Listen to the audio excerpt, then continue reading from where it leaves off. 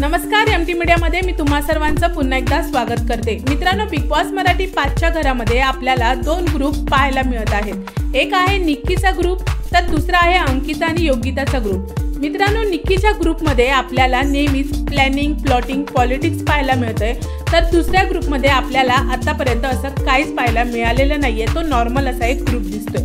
मित्रांनो, एक प्रोमो समोर आलेला आहे आणि त्याच्यामध्ये पॅडी दादा, धनंजय दादा, योगिता, अंकिता, सूरज बसलेले दिसत आहेत आणि तिथे ते मजा मस्करी करताना दिसतात, उखाणे घेताना दिसतात। सूरज त्यांना उखाणे घ्यायला शिकवतोय। प्रोमो समोर आलेला आहे ज्याच्यामध्ये धनंजय दादा, पॅडी दादा, अंकिता, योगिता, सूरज बसलेले पाहायला मिळतात आणि सूरज त्याच्या गोलीगत भाषेमध्ये त्यांना उखाणे शिकवताना दिसतोय। अंकिताला उखाणा घेता येत नाहीये गोलीगत भाषेमधला, तर सर्वजण आपल्याला हसताना, मजा मस्ती करताना पाहायला मिळतात। तसंच धनंजय दादा सुद्धा गोलीगत भाषेमधला उखाणा घेताना पाहायला मिळतोय। तर मित्रांनो, एक ग्रुप आहे निक्कीचा जो आपल्याला प्लॅनिंग, प्लॉटिंग, पॉलिटिक्स करताना दिसतो, तर दुसरा ग्रुप आहे योगिता आणि अंकिताचा जो आपल्याला मजा मस्ती करताना दिसतोय।